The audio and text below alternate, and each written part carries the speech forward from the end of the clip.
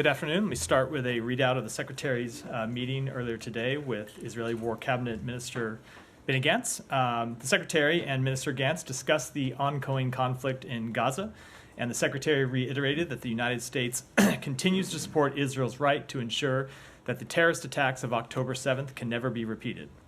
The Secretary also emphasized the need for Israel to act urgently to enable the delivery of humanitarian assistance to Gaza and to improve the distribution of that aid inside Gaza.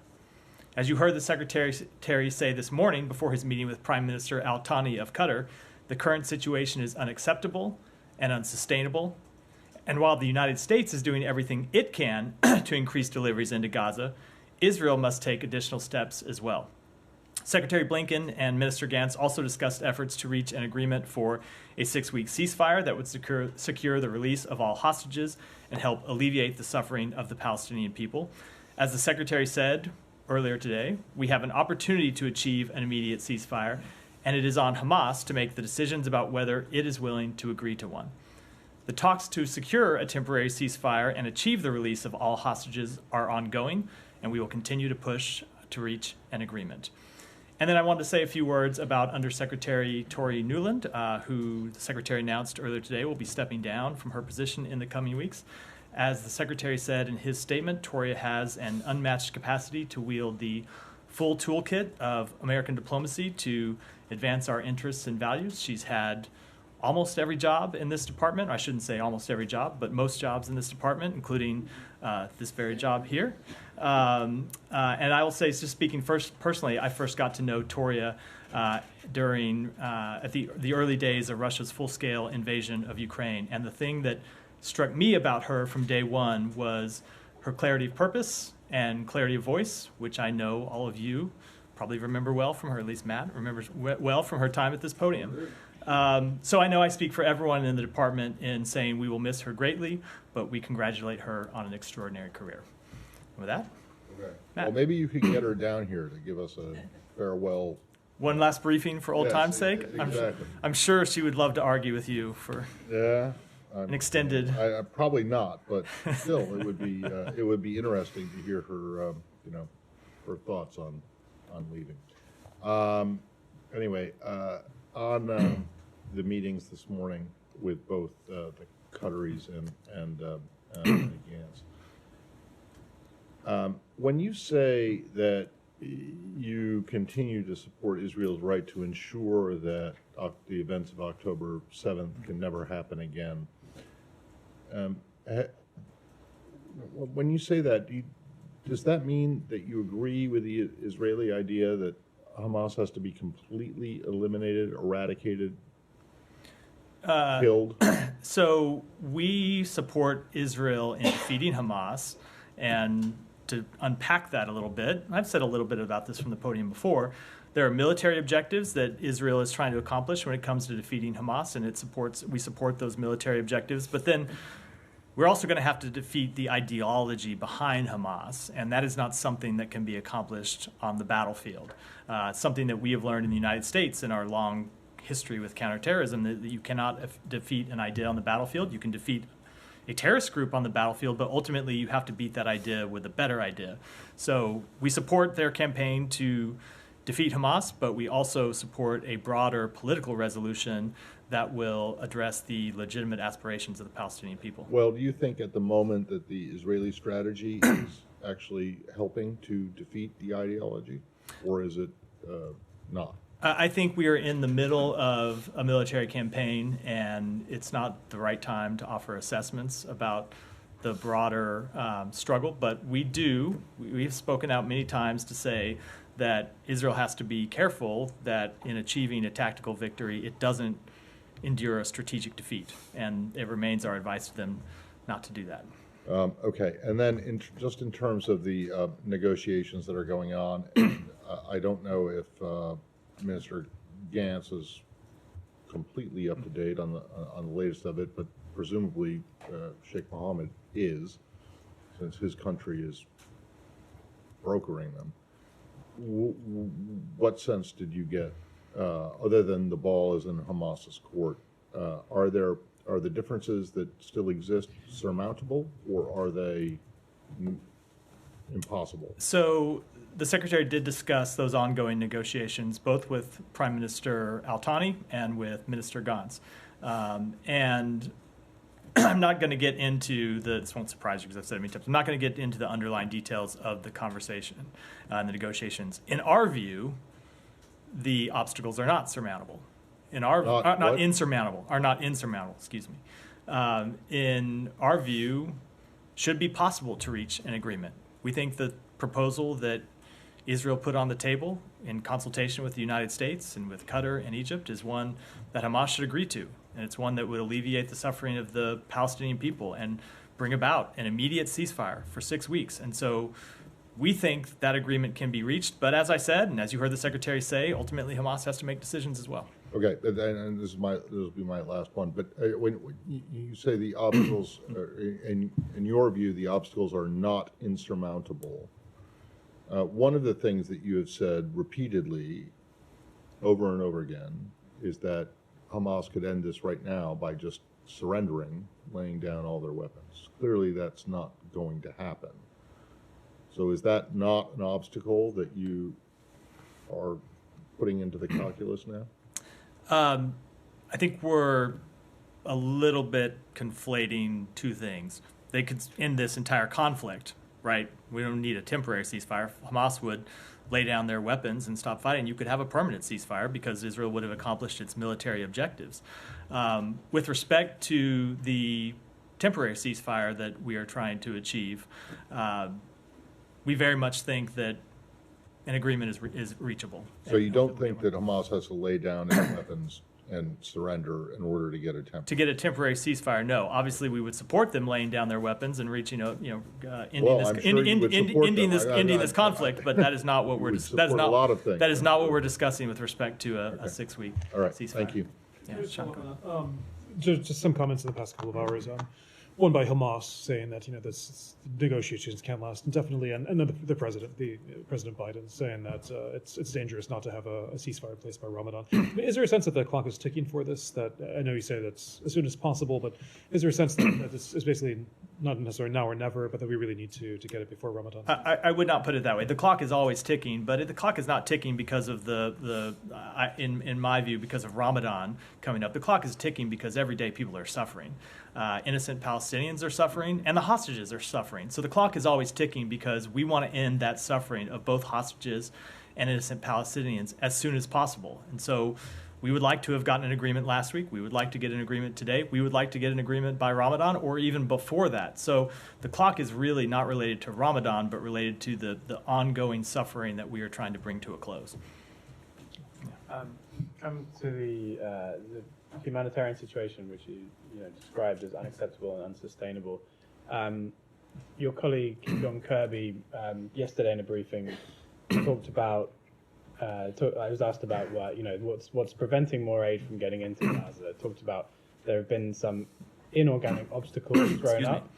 Inorganic obstacles thrown up in some cases by members of the Israeli cabinet that have made it hard to get aid in. What are those what are the obstacles specifically that he's talking about there? So I'm not going to, I will let him speak to what he was speaking to, but I will say some of the obstacles that we have seen from the Israeli political establishment. You have seen ministers in the Israeli government block the release of flour from the port at Ashdod. You have seen ministers of the Israeli government supporting protests that blocked aid from going in to Kerem Shalom. So all of those things are obstacles coming from ministers inside the Israeli government that we have called out, that we have said are unacceptable, and that we have said should end. Does that include the refusal to open the Erez crossing or another crossing in the north? We want to see another crossing open, and it's something we're engaged with quite directly with the Israeli government, and that includes in the conversation that the Secretary had with Minister Gantz today. He was quite direct and quite frank about the seriousness of the situation on the ground and the fact that it is incumbent on everyone involved to do more to get aid in urgently, as soon as possible. I want to ask about how this relates to the Foreign Assistance Act, 1961, I believe. That has a part of the act that basically says no assistance shall be furnished to countries that prohibit or otherwise restrict the transport delivery of U.S. humanitarian assistance. Is Israel in breach of that? I will have to go back and look at the language of that text. It's not something that I've spent a lot of time looking at, but we are always engaged with Israel, as we are with all countries, about their need to fulfill all U.S. statutory requirements, and we have not made an assessment that Israel is in breach of any such statutory requirements at this time. Is this building working on an assessment that would determine whether that's happening? I don't have any such assessment to read out at this time. Sure. Yeah, go ahead. Thank you, Matt. On the questions raised by Matt and Sean and Simon, on the stated goals by Israel when this war began, they were actually for decapitation of Hamas, hunting the leadership, freeing the hostages, and changing the regime. Those were the ones that they were stated.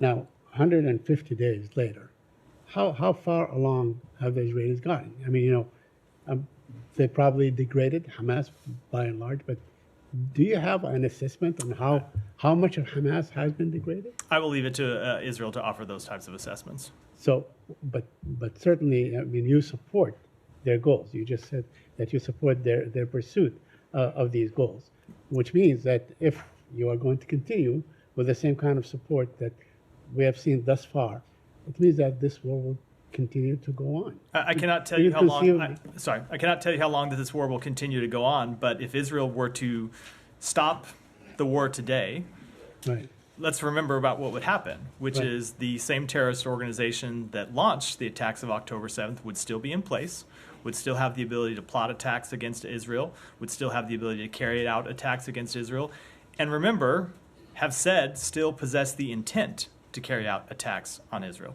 Yeah, but you also said you cannot so easily defeat an idea, basically. And this idea was spawned by the occupation, by repression. I mean, it could happen in the West Bank, where we see a very heavy-handed Israeli occupation. It could happen elsewhere. So, I mean, how could you overcome that without offering the Palestinians something tangible that they can hang on to? So a few things. One, obviously the conflict and the dispute between Israel and the Palestinian people goes back decades. Two, there's nothing in that conflict, nothing in the months, years, decades leading up to October 7th that justified the violence of October 7th. And then three, I think you are well aware that we believe the ultimate way to resolve the long-standing conflict between Israel and the Palestinian people is the establishment of an independent Palestinian state with real security guarantees for Israel, and that's what we're working to try to achieve.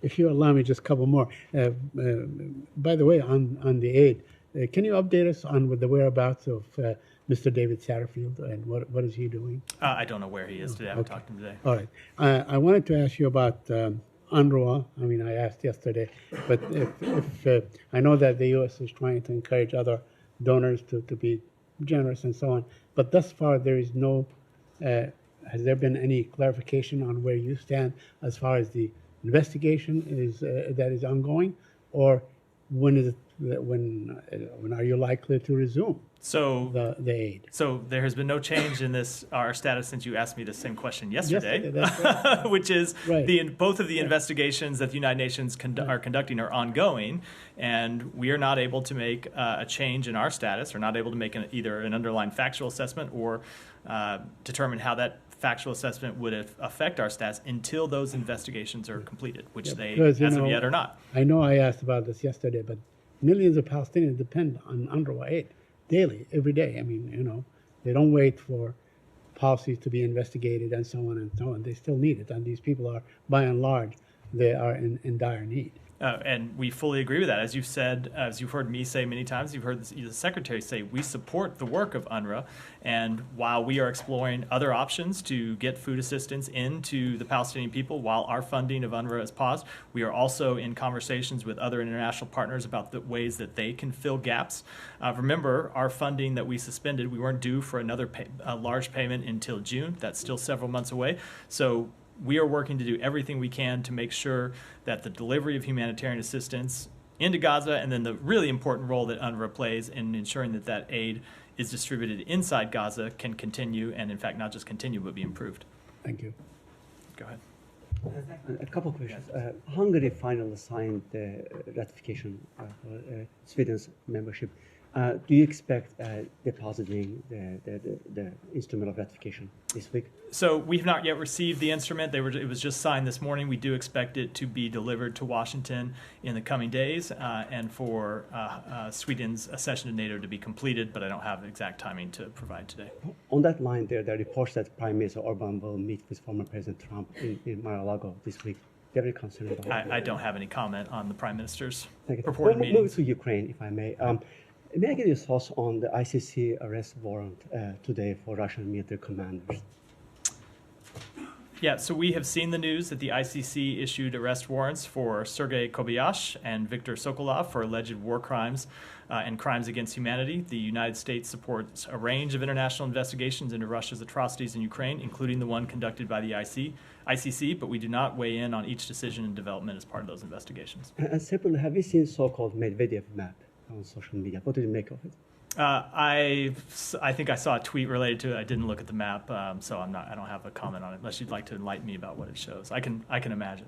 And finally, you start up with Secretary Toria. Just want to remind you that she, last month, she was in Kyiv, and she made a statement saying that 2024 will bring certain solid successes on the battlefield. And she said, I'm quoting, Putin is going to get some nice surprises on the battlefield.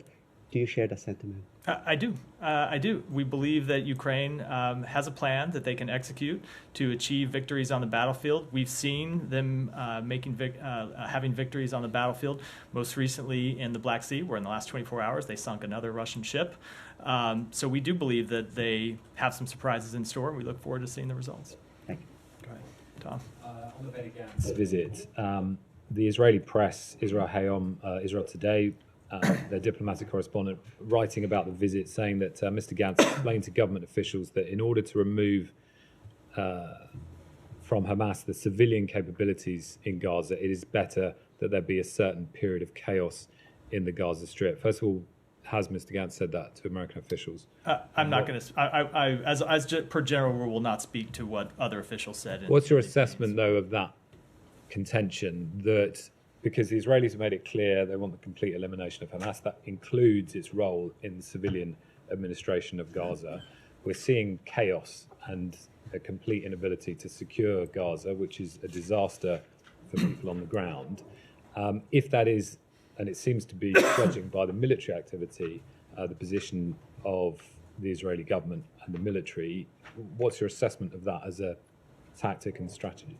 So two things. Number one, as you heard me say a moment ago, I think in response to Saeed's question and to Matt's question, we do support Israel's objective of defeating Hamas militarily.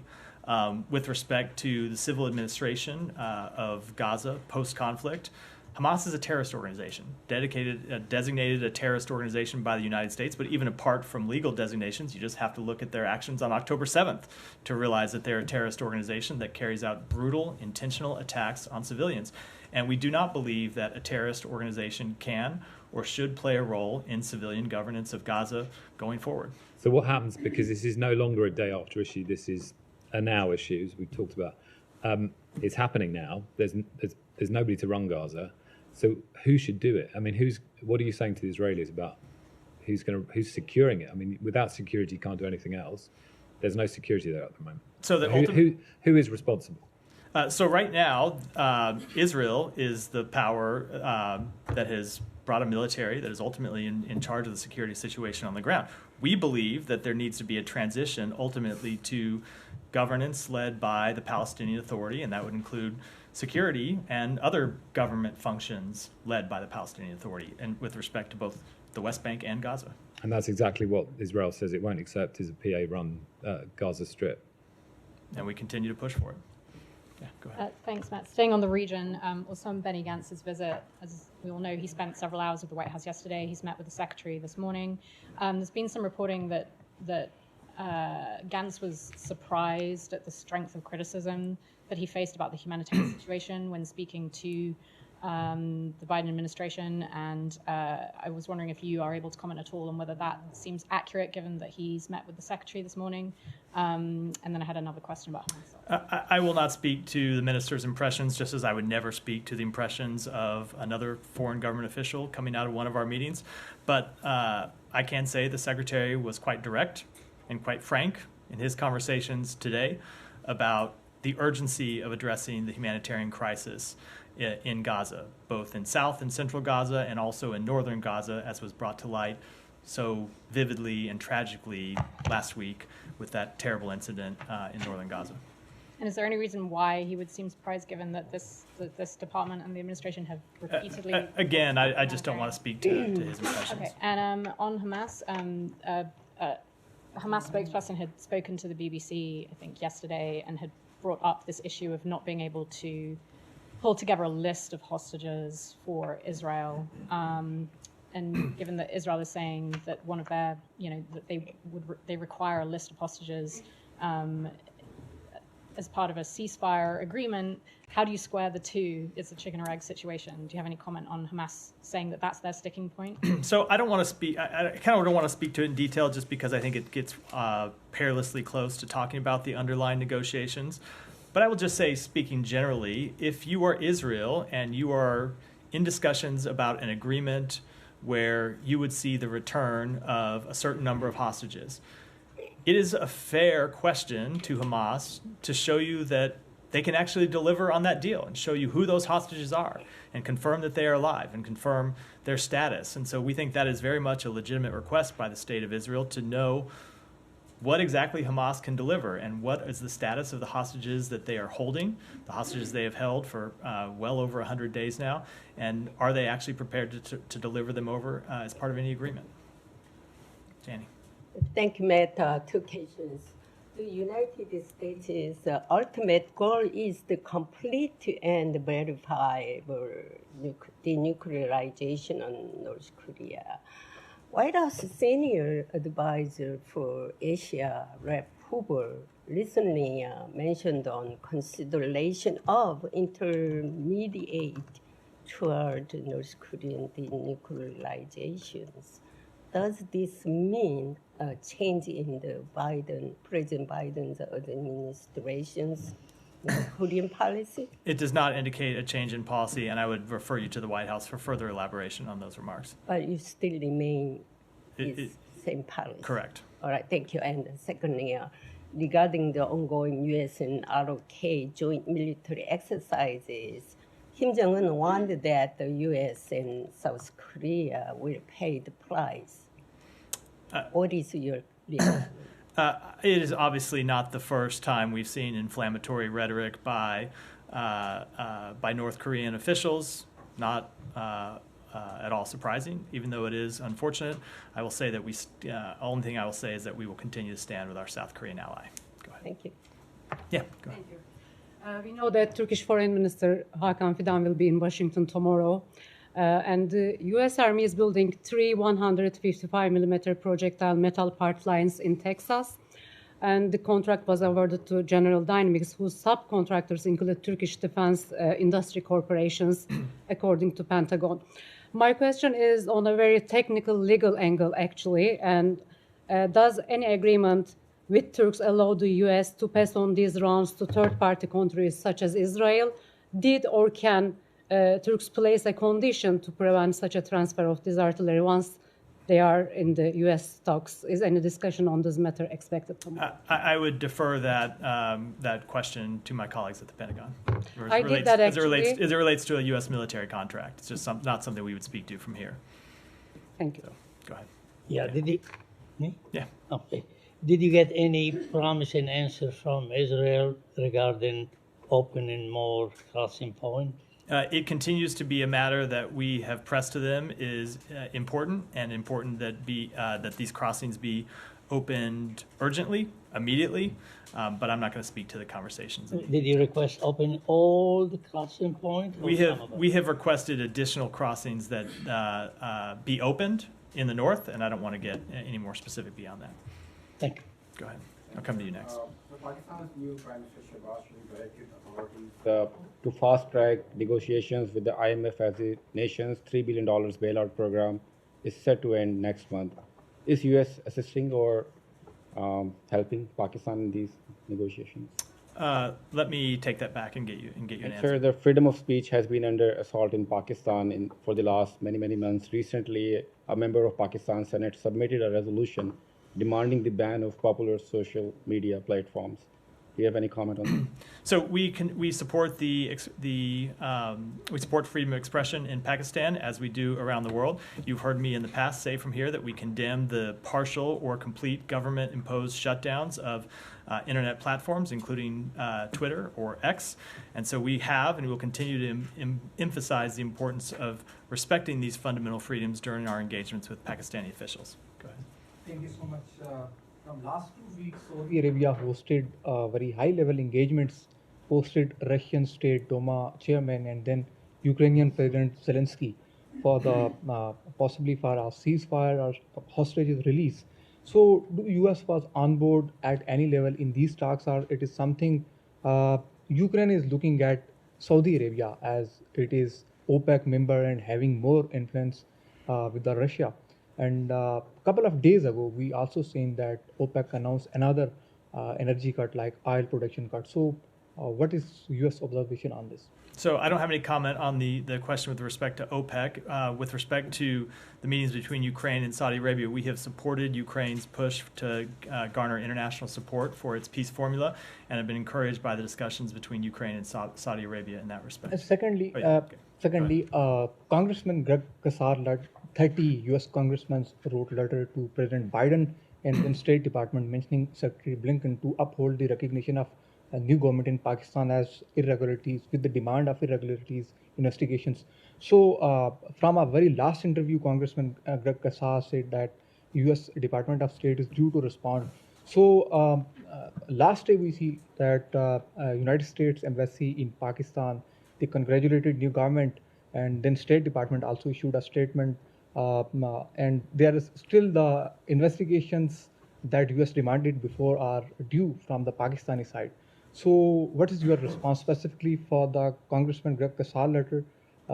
Do State Department prepared it to respond, or what is the position? So a few things. Number one, there was a competitive election in Pakistan. Millions and millions of people made their voices heard. A new government has been formed, and we will, of course, work with that government. At the same time, there were reported irregularities. There have been challenges brought by political parties to the results, and we want to see those challenges and those irregularities fully investigated. Sean, go ahead. Maldives. Maldives has announced a defense agreement with China. This, of course, is after they asked the Indian troops to leave. Does the United States have anything to say about this? Are there any concerns about Maldives' tilt and what a potential Chinese military presence? I'll have to take that one back and get you a question. I hadn't seen it. Island nations for 800. I don't know. Sean, yield the floor. Haiti? Yes. Yeah. Okay. I was going to Well, go. half an island at least. part of an island. Yeah. On Hispaniola, on the western thundered. side of Right. western side of Hispaniola, the situation in Haiti seems to be getting worse. I'm wondering what your current understanding of things are there, and where the prime minister is, and if he can get back. So, as I said yesterday, we are monitoring Haiti's rapidly deteriorating security situation with grave concern. We are working with international partners and Congress to provide immediate support to the Haitian National Police and expedite the deployment of the multinational security support mission that will help restore security urgently. And I'll just reiterate what we've said previously. We urge all actors to put the people of Haiti first, stop the violence, and make the necessary concessions to allow for inclusive governance, free and fair elections, and the restoration of democracy. And with respect to the whereabouts of Prime Minister Henry, I will let the Prime Minister speak to those. Well, he seems somewhat indisposed at the moment. So is he in the United States? So we have remained in close contact with senior Haitian government officials. Okay, so then you know where he is. And I will, Is he but in the United States? I will let the Prime Minister speak to his own whereabouts. Could I follow up? Yeah. I'm just taking that. There's some of the gang leaders, one of them nicknamed Barbecue, I forget his but anyways, he's saying that basically the prime minister should be out, that there should be a change of leadership in Haiti. What does the United States feel about this? Is it self-confidence in Prime Minister Henry's ability to lead? And what about the election call in Haiti? Do you have a comment on the timeline? So I'll just reiterate what I said a moment ago, which is that we all urge all actors to put the people of Haiti first. Stop the violence. That would, of course, include these gangs that are responsible for the recent violence, and make the necessary concessions to allow for inclusive governance, free and fair elections, and the restoration of democracy. Go ahead. Oh yeah, go ahead. Archipelago. I'm searching my mind. Yeah, I don't comment on domestic matters, Matt. The tensions between the Philippines and China over South China Sea. Philippines summoned China's deputy chief of mission in Manila to protest what it called aggressive actions by Chinese naval forces. Are you in discussions with the Philippines about this? Is there a possibility that these kind of actions could trigger the U.S. Mutual Defense Treaty with the Philippines? So we are in discussions with the Philippines about this matter. The latest actions, which are just the most recent in a series of provocative actions by the PRC, demonstrate once again a reckless disregard by the PRC for the safety of Filipinos and also for international law. By impeding the safe operation of Philippine vessels carrying provisions to Filipino service members stationed at 2nd Thomas Shoal, the PRC interfered in lawful Philippine maritime operations and in Philippine vessels' exercise of high seas freedom of navigation. And I will just say that the United States stands with our Philippine allies in the face of these dangerous and unlawful actions. And with respect to your question, Article 4 of the 1951 U.S.-Philippines Mutual Defense Treaty extends to armed attacks on Philippine armed forces, public vessels, or aircraft, including those of its Coast Guard, anywhere in the South China Sea. Do these constitute armed attacks? I think it was water cannon and collisions of boats. I'm not going to speculate or get out ahead of any discussions in this regard. Go ahead. Thanks, Matt. I have a question actually about a statement from a group of UN experts today. Among the things that they said are that 15 children have died of starvation at Kamal Adwan Hospital in northern Gaza, appearing to corroborate earlier reporting from the Gaza-based health ministry.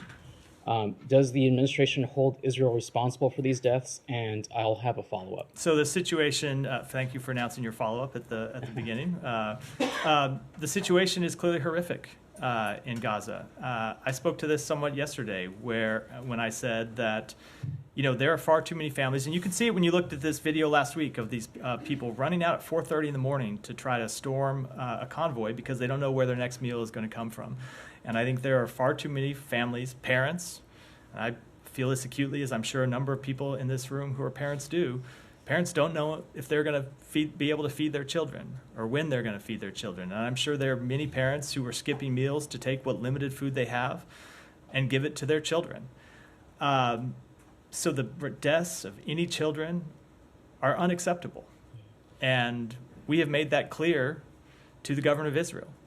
And when it comes to responsibility, look, Hamas obviously is responsible for starting this war and hiding behind human shields and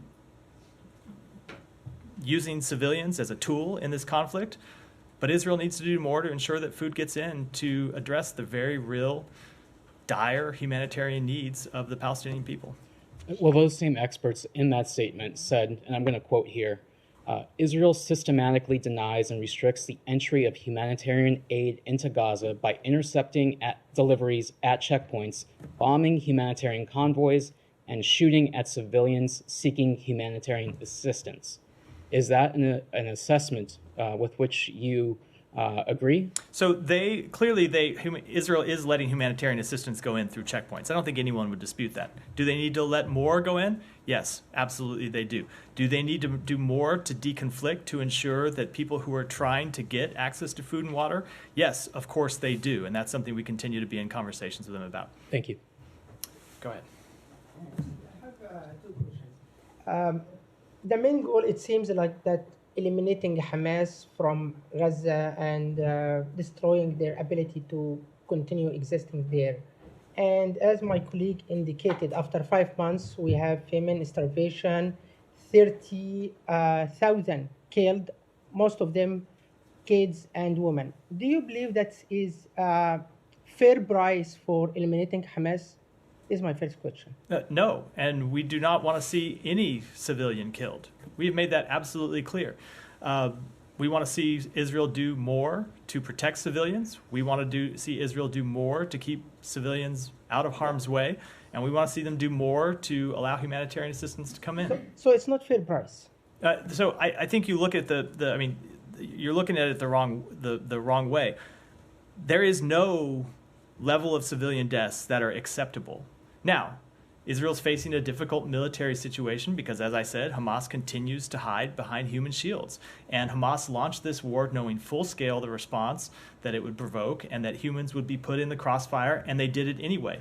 Now, that doesn't alleviate Israel's burden. We don't want to see a single civilian killed, and Hamas not only could end this war by laying down its arms, Hamas could agree to a ceasefire today that would alleviate this suffering, and they have not agreed to do that. Okay. This leads to the second question. Yeah. Have you ever considered to let civilian people move from Gaza to Israel and have citizenship, like indigenous people, like same scenario in the USA, indigenous people move to their former occupied land and have a citizenship like indigenous people in the US historically, and they have a full citizenship. So they are civilian. You care about civilian. You have a very good, kind heart toward these kids and women and other civilian people. Why you don't let them move to the Israel and have a full citizenship and live as a... So what we have heard over and over again from leaders in the region, including from leaders of the Palestinian people, is that they do not want to see the forced displacement